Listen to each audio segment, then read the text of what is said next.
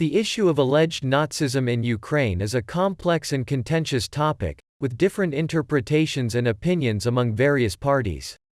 Here's a general overview of the background and different perspectives. Background. During World War II, Ukraine was occupied by Nazi Germany, and some Ukrainians collaborated with the Nazis.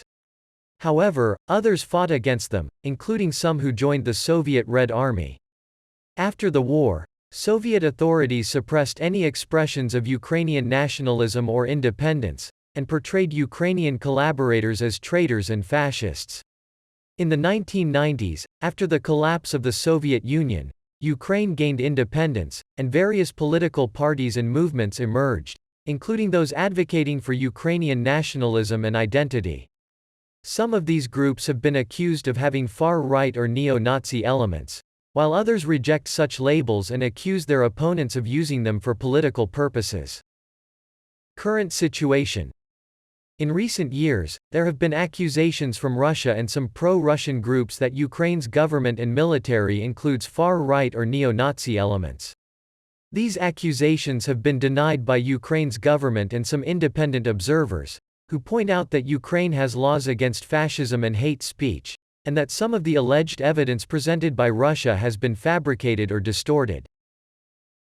Russia's motivations. Some analysts suggest that Russia's accusations of Nazism in Ukraine are part of a broader propaganda campaign to discredit Ukraine's government and promote its own interests in the region.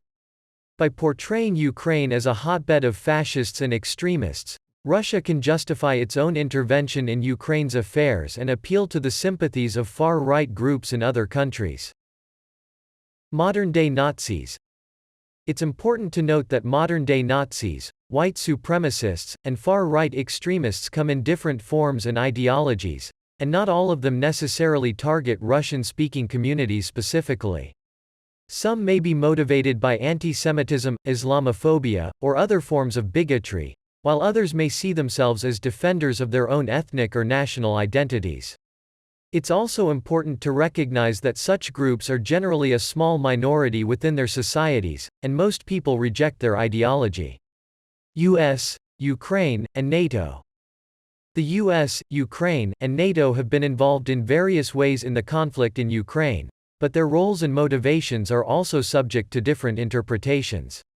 The US and NATO have provided some military and economic support to Ukraine, while also imposing sanctions on Russia for its annexation of Crimea and support for separatist rebels in eastern Ukraine. Ukraine's government has sought closer ties with the West and joined NATO's Partnership for Peace program, which Russia opposes.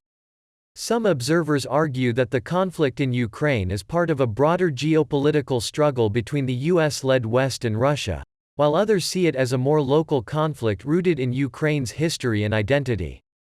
Overall, the issue of alleged Nazism in Ukraine is a highly controversial and politicized topic, and it's important to approach it with critical thinking, open-mindedness, and a commitment to human rights and nonviolence.